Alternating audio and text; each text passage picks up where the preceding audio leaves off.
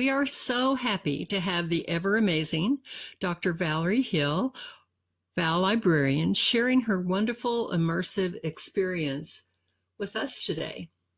She is going to share the Digital Citizenship Outpost and let you discover how digital citizenship in the metamodern era entails individual responsibility for digital literacy, critical evaluation of information, participatory prosumer practices, and the ethical use of emerging AI systems, while having some fun as well. We are so pleased to have all of you join us. And over to you, Val. Thank you for that introduction, Ellie.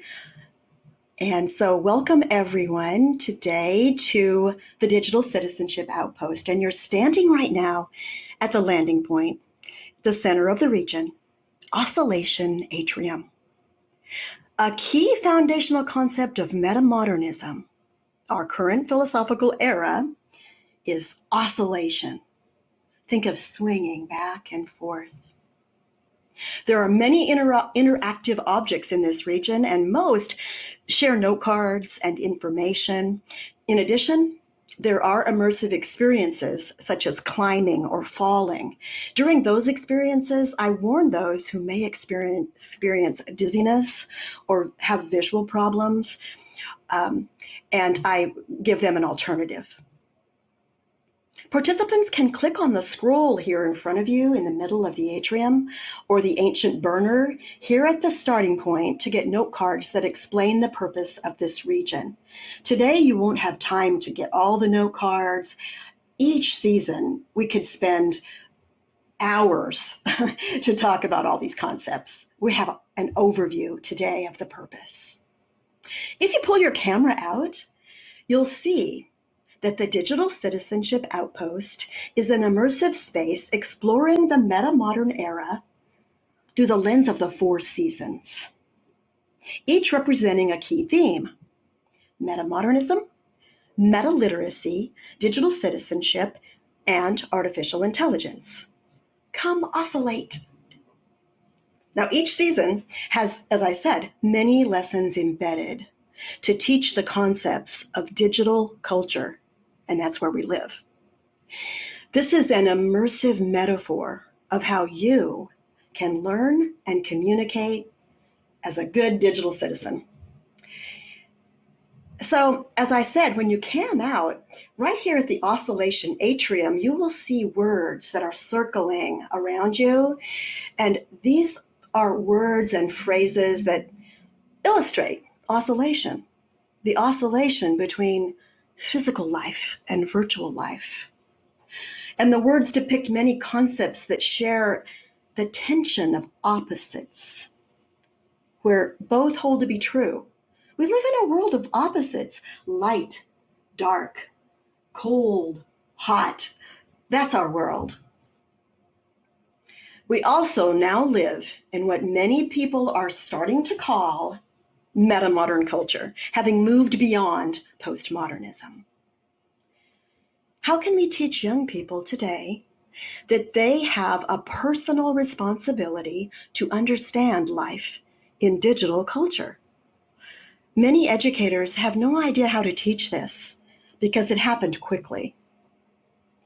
I propose we can utilize 3D spaces, such as the metaverse, to understand these concepts and the learning journey of tomorrow's students. It is hopeful if we embrace digital citizenship. It's a personal responsibility for you, for me, and for the next generation. So, as I said, the region is designed to spiral us through the 4 seasons as follows. In spring, we learn about metamodernism, our current philosophical moment. In summer, we learn about metaliteracy, a new look at literacy in digital culture, how it's changed. Autumn is digital citizenship. Once you're metaliterate and you know how literacy has changed, then you can learn what it means to be a digital citizen and the elements that impact learning and our lives. And then finally, winter. It's aim, AIM, Artificial Intelligence Mountain, where we can aim towards respecting our humanity while engaging with machine learning in the intelligence age. So let's get started. Please follow me. We're going to begin in spring, where new life begins. This way, if you'll walk outside and follow me, you'll see there's a little spring elf statue. At the beginning of each season outside the atrium is a statue with a note card explaining that season. Participants can click on the statues. You don't need to today. You can come back. And the statue explains a bit about that season. We're heading towards Metamodern Hall. Metamodern Hall is filled with resources about our current philosophical era. And as I said, if you prefer to teleport, there's the plural, you can just teleport over to Metamodern Hall. Now, we're not going to go in yet. I'll just explain briefly what this is. I teach lessons here on metamodernism. And you can see there are little seats inside. This is Metamodern Hall. If you've ever had this sense, this feeling that life has changed since the turn of the century, well, now really young people who were born after the turn of the century may not realize this. They were born into metamodernism, but I was born before the internet, so I remember life in the past. Postmodernism has ended. If you ever had this sense of feeling that it's ended, you realize, even if you never learned that term, that it's over. Postmodernism was an era of irony, filled with dystopian literature, dark humor, tons of self-reflection, and the tearing down of grand narratives.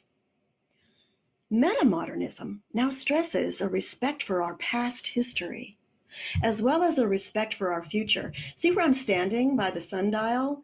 If you zoom in on the sundial, you'll see a little sign, respect for the past. We now have an oscillation in metamodernism for respecting the past and the future, an oscillation between irony and a new sincerity. And over here to the north, we're not going to enter everything, but there are some old buildings. You can even drive an old Model T car. You can go and listen to an old gramophone. There's an old cottage over there. It was my first home in Second Life, almost 20 years ago. And I have memories of that old cottage. You know, in the physical world, we have memories of the past, and we do in the virtual world as well. You can come later and explore the Old Point Schoolhouse, which is filled with an artist who, in Second Life, who has put her art in an old schoolhouse, a real physical world old schoolhouse. And here's a replica of it. So there's a bit of our past and how we need to respect our past and learn from it, because history will repeat itself. We also need to respect the future. So to the south of Metamodern Hall, I have some futuristic immersive experiences. We won't go into my meta office today, but you can come back and explore some future ideas here at Metamodern Hall. We oscillate, when we think about what's the future, we oscillate between hope and fear. Fear of the concerns that we face in the future. But that oscillation can be balanced with hope, that together we can understand the issues that face us and find homeostasis, find a balance. So let's peek into Metamodern Hall briefly. And you can see there are a lot of resources in here that explain what metamodern is. And it's an exciting age that we're in, as it gives birth to incredible change. You know, spring can be a turbulent season, especially in where I live in the Northern Hemisphere. And metamodernism can be a turbulent season in our journey of learning. Presentations and discussions in this space explore our current philosophical moment in time, metamodernism and what it means. Behind the building is a oxymoron exchange, because a lot of times truth can be found in oxymorons, which are these little phrases that show the tension of opposites. Now, once we realize that literacy and life have changed, we can learn how to adapt, and we can become good digital citizens by becoming meta-literate. So follow me, and we'll head back to the atrium, oscillation atrium, for the next season.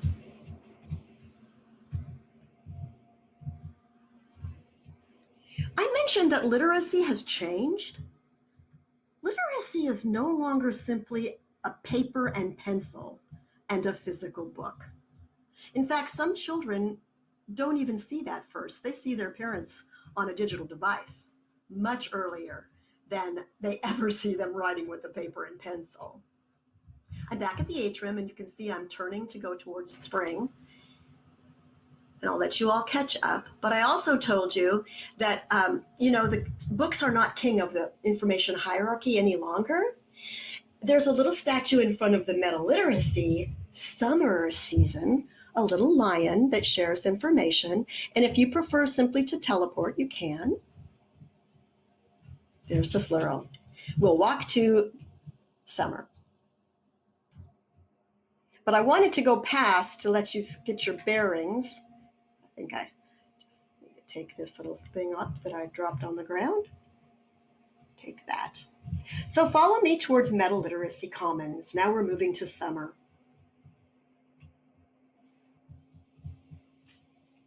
And I'll ask you to come on into Metaliteracy Commons and take a seat. Just walk right on past me.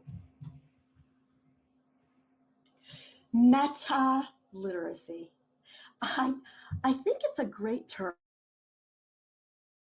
And I stumbled on this term. I didn't invent it, but I've adopted it. It's a model that aligns to our life, how we oscillate between the physical world and the virtual world on our digital devices. Online and virtual communities of real people, and I might add real places. We're in a real place right now together. And I'm going to turn around and look at you all sitting here around my 3D metaliteracy build. Real people learning about new literacy. So briefly, I'm just going to explain it. I do lessons here in the summer quadrant that talk about what metaliteracy means. So here's just a brief opening. Up here on the slide, you will see the word prosumer. Alvin Toffler coined this term. It's a portmanteau, a word that combines two words, producer and consumer. Prosumer. And he said that back in the 1980s. Even kindergartners are prosumers, creating content on their iPads and devices. That's part of literacy. He also said this, and I love this quote. I've shared it at many presentations because I just really like this quote. I'll pull it out. He said way back in the 1980s, the illiterate of the 21st century will not be those who cannot read and write, but those who cannot learn, unlearn, and relearn. Literacy is not fixed. It's changing, and in digital culture, it changes all the time with updates, upgrades, new devices, new apps. So because of this constant change, we no longer master learning quickly. We don't do that. So this new term explains that reading and writing are the foundation to literacy. But we hear a lot about digital literacy. Let me read this quote. Teachers don't know how to teach digital literacy. It happened too quickly, and it's changing too fast every day. New apps, new models, new devices. Read this. Educators are focusing on technology as the issue. They can't even agree on a definition for digital literacy, but instead appear to be circling the wagons around the idea that students somehow need to learn how to use their phones, tablets, and laptops with skill to deal with information intelligently. They That's not literacy. That's learning how to use technology and a device. And that's constantly changing. So what is it? What is literacy? It's not just devices. It's a new literacy. Metaliteracy is how we learn and communicate effectively today. And I'm going to stand on the 4 learning domains, and that's all we're going to look at today. There's a lot more to it for educators, but we're just going to get a brief glimpse at the learning domains. There are learning domains, there are roles that we get to play and choose from. Even kindergartners get to be presenters. There are characteristics that we have to exhibit, goals and learning objectives. We won't get into all that. I'm just going to show you the domains. Okay, so here are the domains, and I'll stand on them.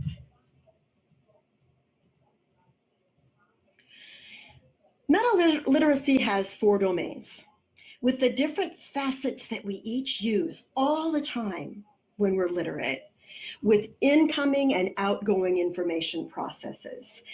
Now think about it. Back when literacy was print, we were reading, taking in information, and writing, putting out information. Now we do that in many ways. I'm standing on metacognition. Look at the slide. Metacognition is simply thinking about our own thinking. And I can teach kids this even in my Minecraft club. They can think. They think about what they're building. They think about what this means. That's metacognition. I'll move over to the cognitive domain. The cognitive domain is what you know. Well, kids know that. Even a kindergartner knows what he or she knows. That's cognition. These kids know how to build. They know how to code. That's the cognitive domain. They know how to write with a pencil. I fear they may not know how to write cursive. I'm trying to teach my grandson how to write cursive because it is a great skill for the brain. I'll move to the affective domain. And heads up, this is critical in digital culture. The affective domain is how we feel about what we're encountering or learning. If you don't feel anything, if you don't care about it, you're not going to learn it. It's going to go in one ear and out the other. And the affective domain deals with all the issues kids have today on digital devices. Bullying, the problems we have on social media, empathy. The affective domain is critical to literacy and also once we get to digital citizenship. And then finally, the 4th domain is the behavioral domain. And this is what we're able to do. The new skills and competencies that our students have, or that we have as learners, as adult learners. And all 4 of these domains are going on with us all the time. Right now, you're using them.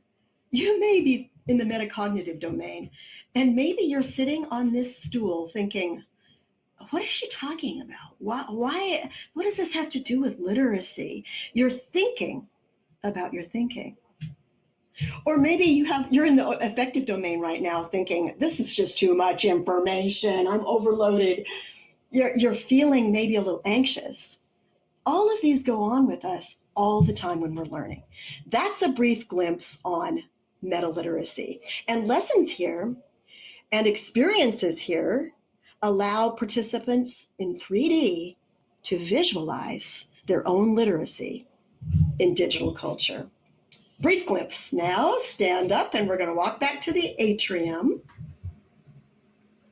You can walk with me or you can just teleport over. I want to walk so you get the sense that we go back to the center and then we move over to autumn. And I'll meet you at the Digital Citizenship Grove. And in the center is the atrium. I won't go inside. I'll just walk around to autumn. There's a wise owl here as the statue. Now, you didn't learn everything about metaliteracy, but I hope you got the idea that literacy has changed. And it'll never be the same.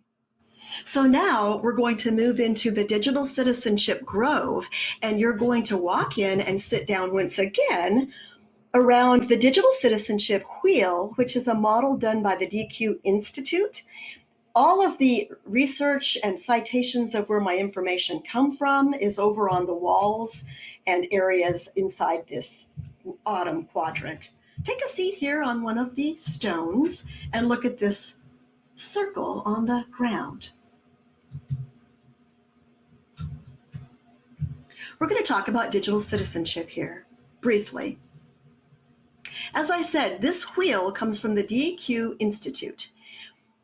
And I do discussions here. It's kind of overwhelming because when you look at that wheel, if you came in and look at all the spokes and all the elements of digital citizenship, you're probably thinking, that is complicated. How can I be responsible for all that? Well, guess what? You are, like it or not. And the crazy thing is, so are children when we hand them a digital device. Kindergartners have to have a password. I didn't have to have a password when I was 5 years old. We've put so much responsibility on our children without any explanation on what it means. We also have the perils of social media and the dark side of digital culture in this autumn quadrant. We're not going to go there today, but that's where I take my students. I'll stand up just to kind of point the direction here because we're not going to look at everything today. There's too much. I have many lessons for each one of these seasons. We're getting a brief overview today. If you see where I'm facing over here, on those walls, to make things even more confusing, there are other models of digital citizenship. Mike Ribble coined the term digital citizenship with his model quite a few years ago, and he has 9 elements. DQ has 8 elements, but they're all basically the same elements. It's just different models to get us to discuss and learn them. So teachers can teach this in many different ways. There are also some nutshells over there. I'll face them. We've got digital, you can climb the ladders to go up to digital archival in a nutshell, or digital legacy in a nutshell. You climb up and you can talk about those concepts. Digital archival, we all need to learn it, even children. Where did I put that file? Where are my photos? Where's the cloud? And we all have to think about digital legacy one day. What happens to our digital content after we die? All of this is part of digital citizenship. So as I said, many lessons can be taught here. And when you look at this pie with all these colorful spokes, just cam in on it for a minute. The basic 8 elements, and I've brought this down for my Minecraft kids to 8 simple terms that they can understand. Digital identity, digital rights, digital literacy. Hey, there's metaliteracy. Digital communication, again, metaliteracy. Digital emotional intelligence, again, the affective domain. It all fits together, both models. Digital security, digital safety, and digital use. We've given this to kids. They have to know cybersecurity at a really young age, and I'll give you an example. I have learned that there's a lot of nonsense going on in Roblox with adult predators and young children, and parents are very concerned.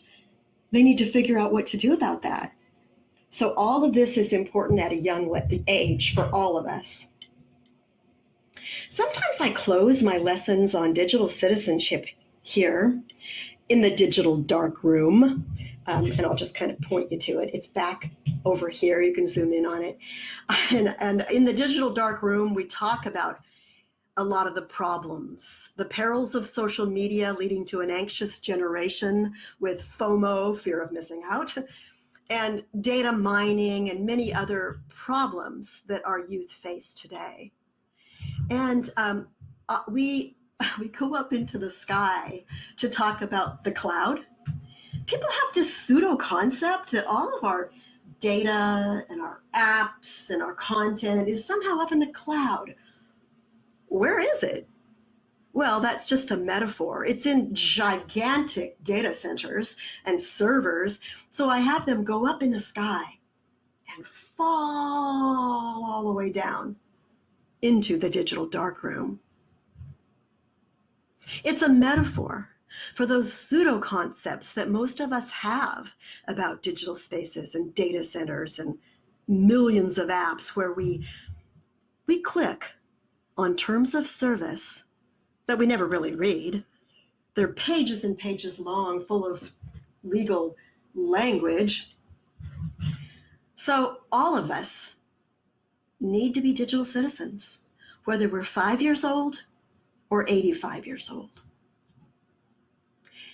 As we become meta-literate, the model that we did over there with the domains, metacognition, cognition, the affective and behavioral domain, we can harvest our digital citizenship skills over here in autumn.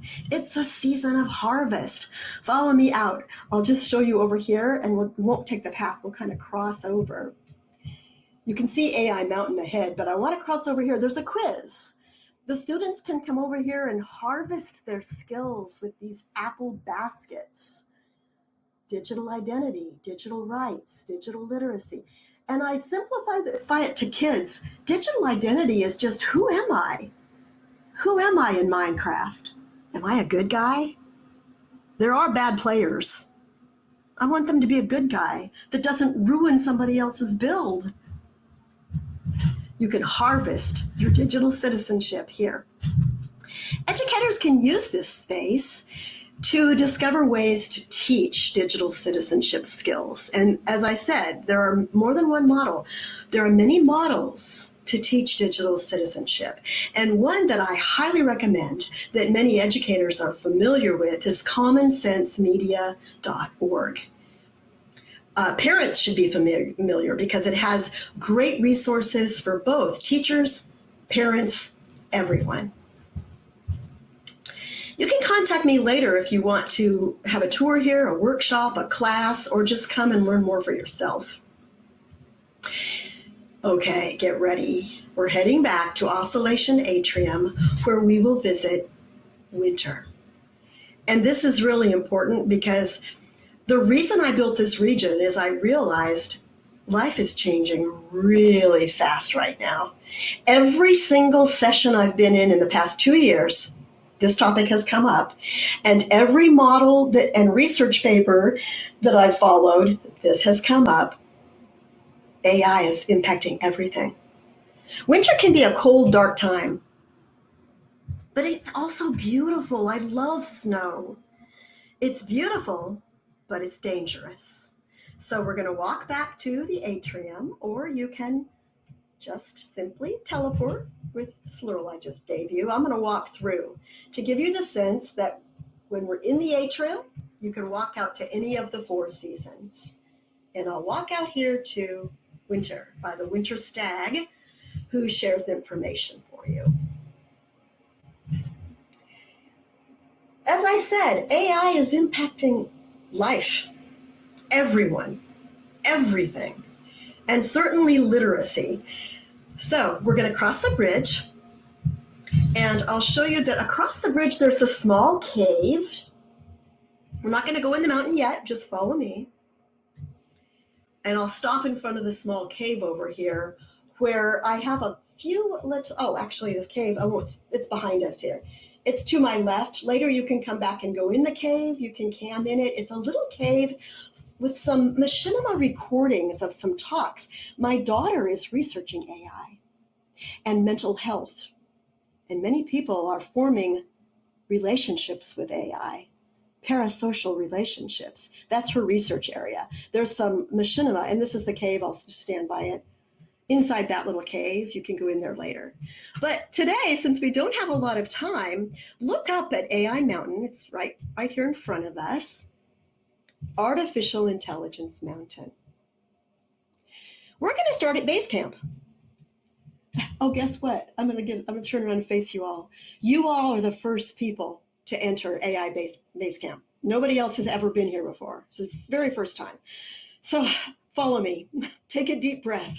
We're heading to base camp. Using the analogy of a mountain climb, participants can prepare to understand ethical use of AI and how to avoid the pitfalls. Now, I didn't know how many of you were going to be here, so stand around, go in a tent if you want, click on a tent, get inside. I'm going to build more here. I just put a few out because this is AI base camp, which can also be used as an ice skating area if we suddenly want to have a party. You know, you can do that in Second Life. But right now it's base camp. So go in a tent. We're going to get prepared for AI, our mountain climb. Base camp. So you're at AI base camp. Now, each participant at AI Mountain can use a tent and start preparing to get fit for the climb ahead. Click on the little ball and exercise. Let's see somebody start getting their calisthenics going here. We got to get fit for our mountain climb. Thank you, Lily Law. She's going to get fit here. It's not easy. You got to be prepared for this. This is basic training. And if you click on the sign by me here, we're not going to look at all the signs today. This is a brief overview.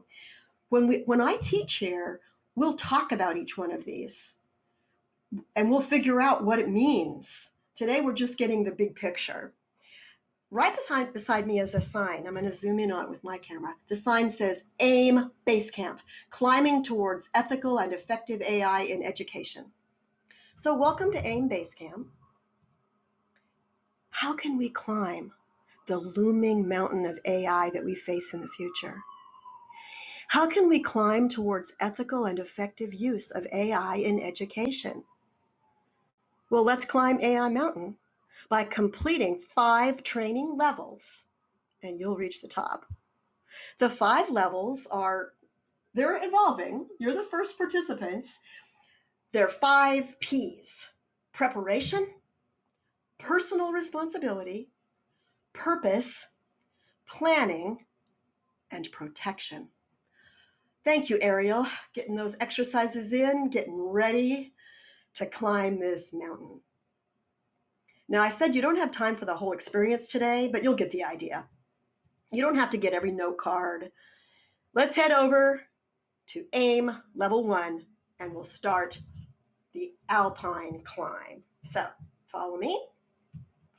I got to turn myself around, get my bearings back towards AI Mountain. Follow me this way. Fran's over here. We're going to walk right past Fran. And we're going to walk right past AI Mountain to the starting point.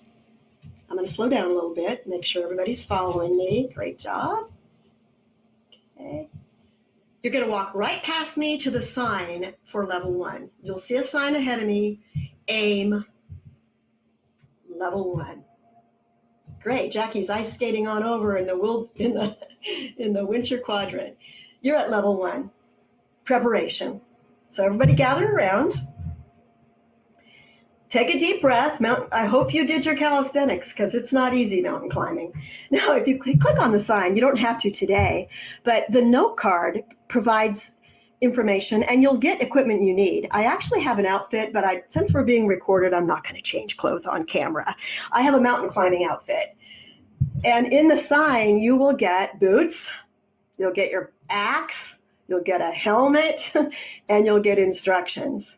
Level 1, preparation. One must understand the basics of AI. What actually is AI first? Where did it come from? Where's it heading? You've got to understand it before you climb this mountain. And the definitions are the foundation. So ready? Follow me. We're going to walk right through the Alpine gate to start the mountain climb. Now don't climb ahead. Ellie's going to stay behind because if somebody falls off, she's got rescue equipment. She is going to bandage you up and help you. Thank you, Ellie, for staying behind. Now follow me into the snow here and stay kind of close to the tree line. It's very tricky to get to the starting point. I'm going to walk over to the starting point, and I'm going to stand right over here by level 2, AIM, base camp, level 2, personal responsibility. You're personally responsible for this. Nobody can do this for you. So get ready. Great, you've made it through the gateway. Stay close to the water's edge. Level 2, personal responsibility. Nobody can decide how to use AI for you. It's your responsibility, and this sign provides some resources. Use of AI is your responsibility, yet you can't get away from it. It's becoming ubiquitous. The bottom line is AI is here. You have to deal with it, and only you can do that. So click on the red ball. I'll do it. I'm going to click on the red ball right in front of the sign, and I sit. Okay, I'm heading up. Follow me, and you can head up one by one. Ellie's going to stay behind, rescue anybody that has a little difficulty. And when you get up here to this level, walk over to the sign and just stand by me. You can do it.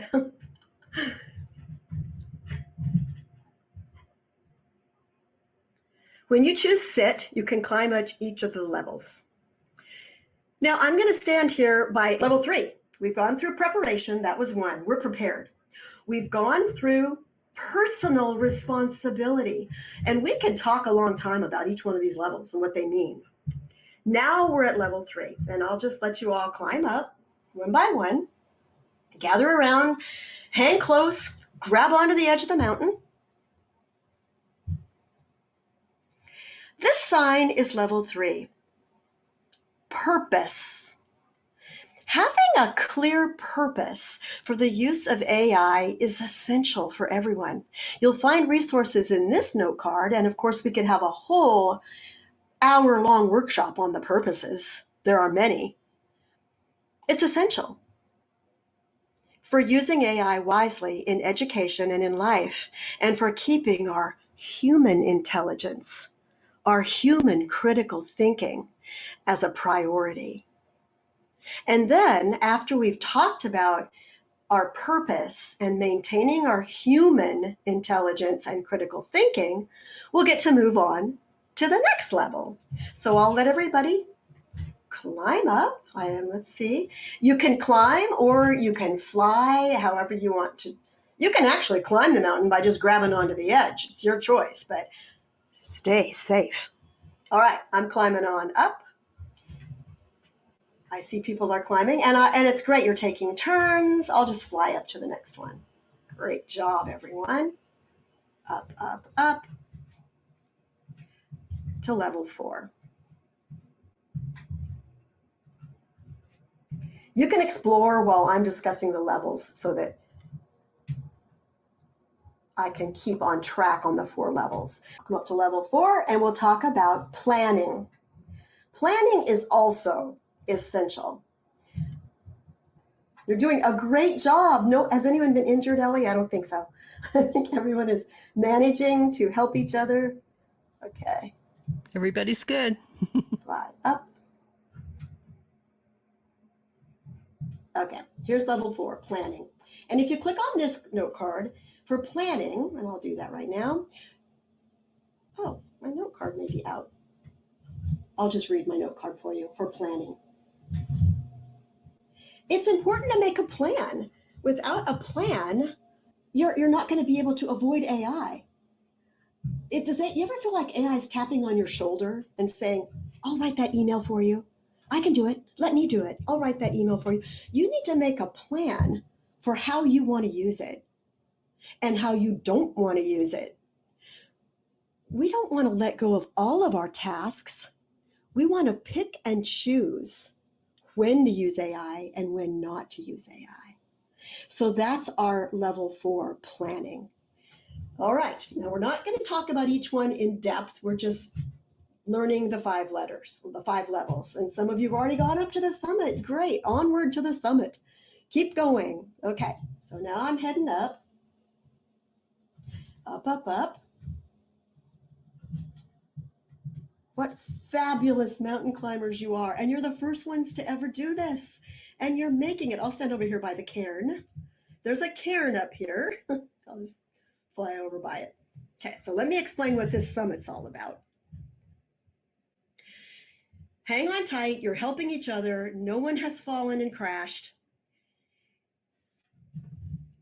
Here I have at the summit, you can put a cairn, a note card in the cairn when you make it to the top. You know, when someone climbs to a mountain, often they stack these rocks there as a cairn and leave messages for the next mountain climber. You could make a note card and you could put it in this cairn, and it tells how to do that here. Through the domains of metaliteracy, through our metacognition, thinking about our thinking, our cognitive domain, our affective, and our behavioral domains, we can master our goals and we can plan for emerging AI and the impact on our lives.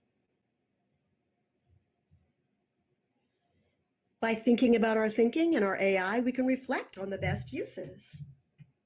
Now you can also climb all the way to the very top like Jackie just did. She's up on the top of the summit. Don't fall off. There's a sign up there, climbers touch here.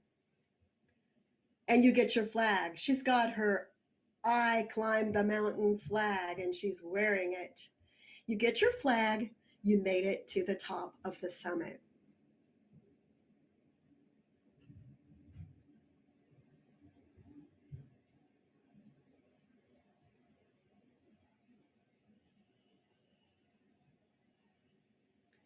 So you can see how the metaliteracy domains fit here. The affective domain, yes, watch out that you don't start thinking that your AI companion is a real person. And what will happen if they leave me? It's not a person. Some people are already struggling with that problem. That's the affective domain.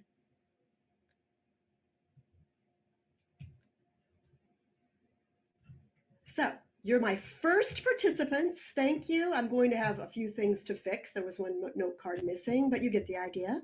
And you get the idea that this is a metaphor for doing something that's dangerous and difficult, and we need these steps to teach our students how to do it.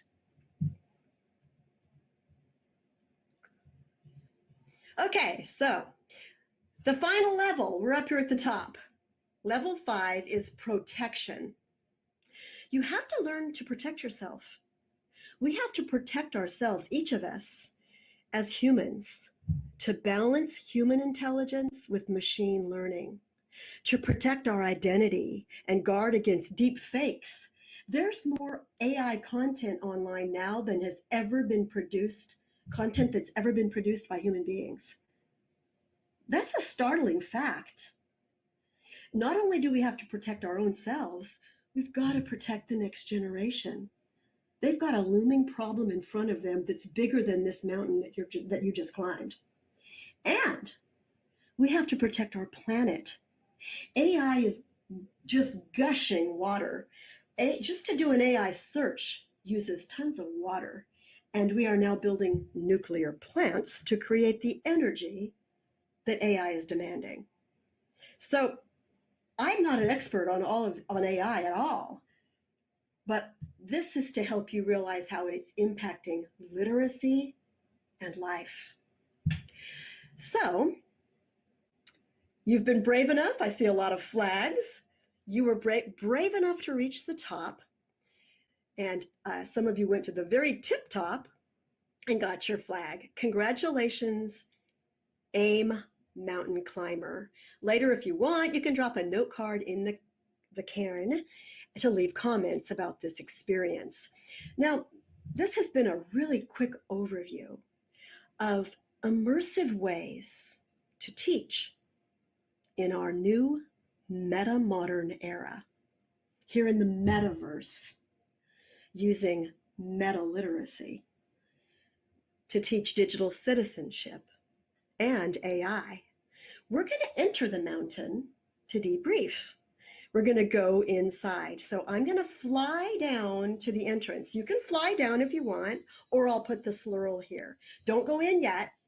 go to the swirl. Let's fly down together, and we're going to go into AI Mountain for our close.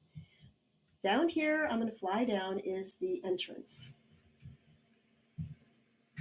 Either fly down, you're proficient in flying, teleporting, and you'll see a sign in front of the cave.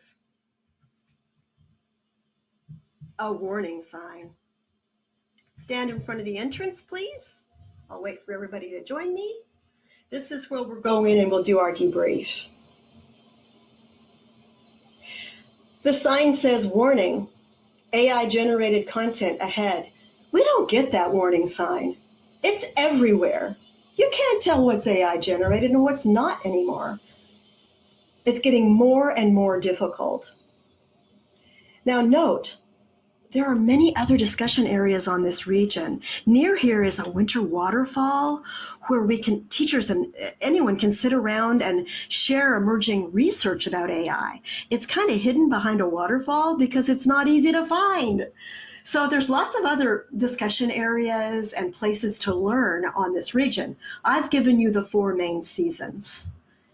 Each time we return here, we spiral again through the seasons, just as we do in the physical world every year, over and over again. The same, yet new each time. Let's go in. And take a seat, please.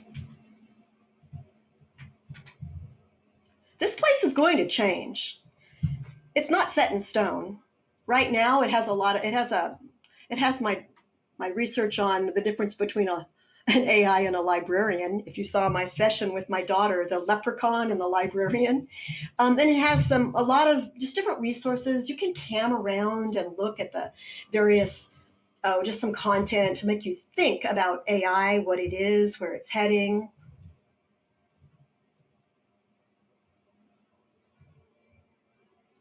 But the reason that we're in here to close, I want everything I've talked about to settle in your mind using the domains of metaliteracy.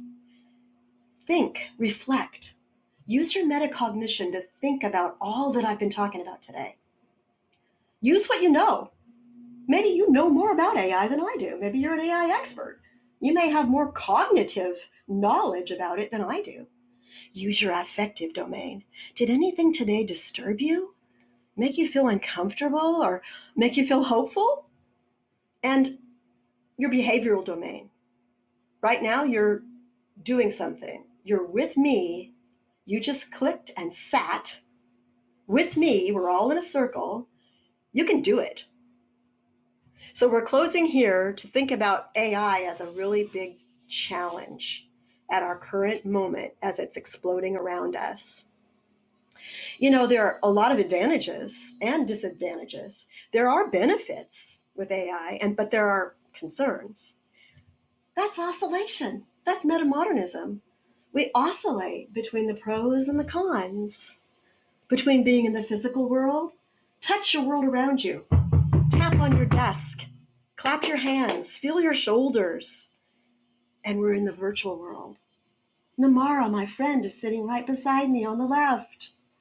And iClectic is right by her. I know you all. We're swinging between 2 worlds. We're swinging between human intelligence and human creativity and AI-enhanced intelligence and creativity. So zoom in on some of the signs while I'm talking, because the metaverse is a dynamic place allowing flexibility to change these immersive surroundings. It may look different next time you come. So I'm going to open up today, and first I want to say thank you all for coming, and thanks to Virtual World's Best Practices in Education Conference 2026 for allowing this immersive experience and for you to be the first ones to try it out, and for being here. And so in closing, I'm going to open up and let you all just express your metacognitive domains. What are your thoughts, feelings? What do you know about it that maybe I could add?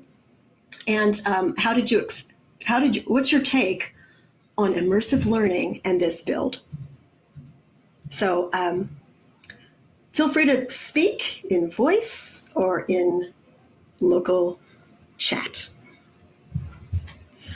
Oh, Duffy's, and I'll go stand by that one, Buffy, in case somebody didn't zoom in. I like that one too. My daughter gave me this little sign over here, and she said she likes this one. This is your girlfriend. This is your AI girlfriend. This is your AI girlfriend without makeup. To me, that's a great image to make us realize it's not human. You know. Any other comments? This one over here, you might not have realized that the cover of Time magazine, sorry, Jackie, didn't mean to bump you. The cover of Time magazine, the person of the year were these architects of AI. The Time magazine person of the year. There's just so many ways that AI is just exploding.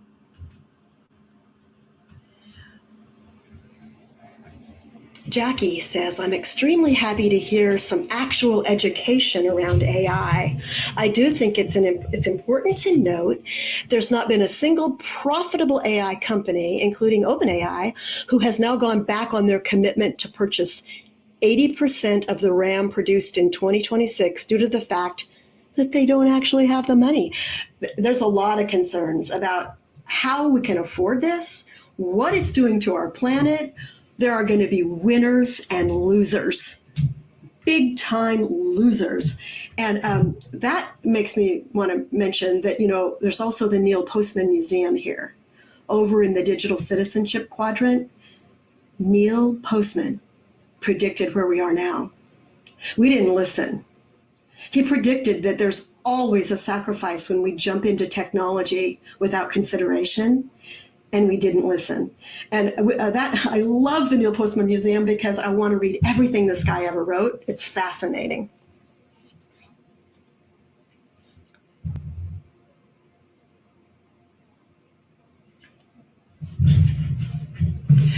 Thank you, Buppy. I don't really have a team. This is really just my research over 20 years. I've always been fascinated with opposites, and I've always had a love for literacy. And let me tell you, when I was a school librarian, I saw it coming. One morning, I went in early in the morning, and I looked around at all the shelves, and I got this feeling in my heart, this is going away. This is not going to be here in the future. I got to figure out what to do. And I entered Second Life. I knew that technology was changing us. And so it's really 20 years of research. I do have my daughter helping me research AI because I just don't want to. I don't want to go to every app and spend all my time learning every app. And so I have an AI colleague, but literacy and digital citizenship, that's my passion.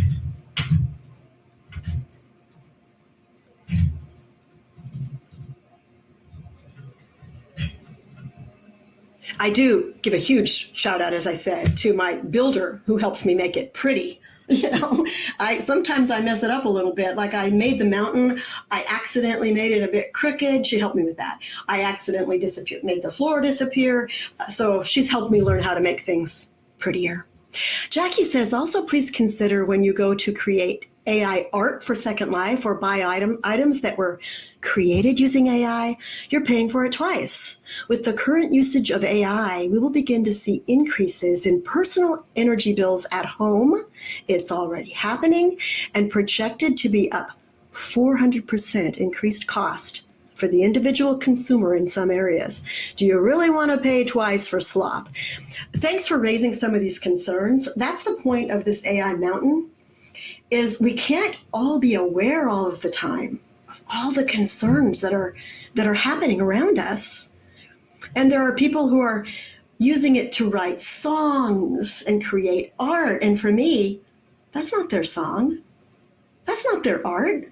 I just don't see it that way. But I'm open-minded. I think there are some great uses for, if you're not a graphic designer, hey, you can make a great sign real quick. So it's like there are pros and cons. You're right, it can code scripts. It's helping a lot of people with their work, but it's also putting a lot of people out of work. So once again, it's the oscillation between what it's helping with and what it's robbing us of. For me, with literacy, I was a writing teacher, and I love teaching kids to write. And when AI writes for us, we don't have a voice. And I want the kids of the future to know it's possible to have a unique voice. And they may not ever know that's possible if they totally let AI write for them. Let me see if there's any comments that I missed. Use voice if I missed your comment. And I really did want to end up here at AI Mountain for the new immersive part of this, because it impacts all of you so much. And it's the newest part of the build.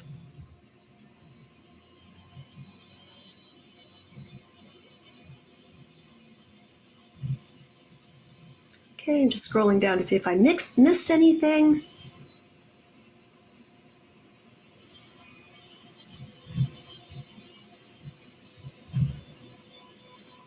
Yeah, when Sufi said when recipes are just templates used over and over, it's what we already have. There is a lot of that with AI, just the same thing over and over. It can't think. It can only predict quickly. And it has access to everything we've given it, all of our knowledge, so it can predict what we want, but not actually think anything new. Sky says, I wonder, given the explosion of AI, what guardrails are in place? Great question. Legislation is not in place. People are going to have to die before we have the laws. And some have. Some have already died. There's the AI teenagers who had a relationship with AI that prompted them to commit suicide. She says, who's putting them in place? I feel like governments are woefully slow to catch up and get ahead of the curve when it comes to new tech. Look at social media. They're just now legislating it after we've raised a generation of kids with mental health issues and anxiety. It should never have been put in the hands of teenagers without understanding it. And she says, the new uses of said tech, they don't understand, guarding people and themselves against the worst uses of it. Absolutely true. Jackie says, absolutely. You don't know until you know. The big thing is once you know, you do better. You don't get defensive and dig your heels in. You can change your behaviors. You're not a bad person if you didn't know something. That is so meta-literate. Our behavioral domain, those 4 domains are that's literacy now. You aren't reading and writing about AI with a pencil and a paper, but you're becoming literate about it. And so this all goes back to meta-literacy when you think about it. And yes, Sufi says, take time and enjoy the process. That's what this whole build is about. Life and learning are processes. They're not products. Writing is a painful process of revision again and again, and AI can rob us of that process. Snap! You get your product in 10 seconds, but you have robbed yourself of the process. That's huge, and that's why I want people to go through the process of this region to realize life is a process, not a product. And like she says, a recipe, cooking is a process, art is a process, writing is a process. And once again, I see you're talking about no guardrails. Frightening. Sufi says, how many pieces of art I noticed with the words system error tucked in the back. Jackie is commenting on these programs can and do produce child sex abuse material. CSAM is the acronym, with the right prompts, even though they claim they do not. And I have heard about that's a huge problem in Roblox. No, some of these companies have no guardrails, and kids are meeting strangers. That's why I have a really closed Minecraft club where they can learn about that. I don't even tell them about what a predator is, but they learn what a bad player is. And it's like we need to bring it down to their level. Sufi says a gardener shares both work as a weapon and a maintenance device, depends on how you use it. All tools do well put. Laura says, if you listen to the AI tech guys and what they predict, it is scary and also silly. They mostly have no idea of humanity. Oh yeah, there's some of them that have even said, we shouldn't have let the cat out of the bag. And they did, and they're telling us that now. I mean, that's really frightening. Sky says, we're seeing how AI was used to make decisions by 20-year-olds to delete entire government programs in the US, which is truly concerning. So many things are happening with AI that we don't even hear it all. So she says, that's why I asked, how do we get guardrails? Put them in place to protect, and that was level 5 when you get to the summit. We've got to protect against the worst of what AI can do. Eclectic says, want to know my brain? Eye enhancing writing eye exercise? Yes. So Ellie, thank you. We're at the top of the hour. And I will let you just close. And thank you all for coming. And thank you very much, Fran, for recording. Hope you'll come again. Bye for now. And this conversation will probably never end. And what a great experience it has been. An informative tour and great region, Val. It's been a while since I've climbed a mountain. So thank you so much. I would just like to mention our last IE for this year is tomorrow at 11 a.m. It is the evolution of eye imagination therapy eye effect. More information is at the link in the chat. Eclectic is such a creative person, you will want to join us. And I also wanted to mention that the Science Circle, not IM, IE, whoops, and there goes my pup, sorry, is still open through tomorrow, the Moon-based Selene Lunar Space Elevator Hub. And I've given you more details. Thank you, Val. This was fabulous. Thank you all for coming.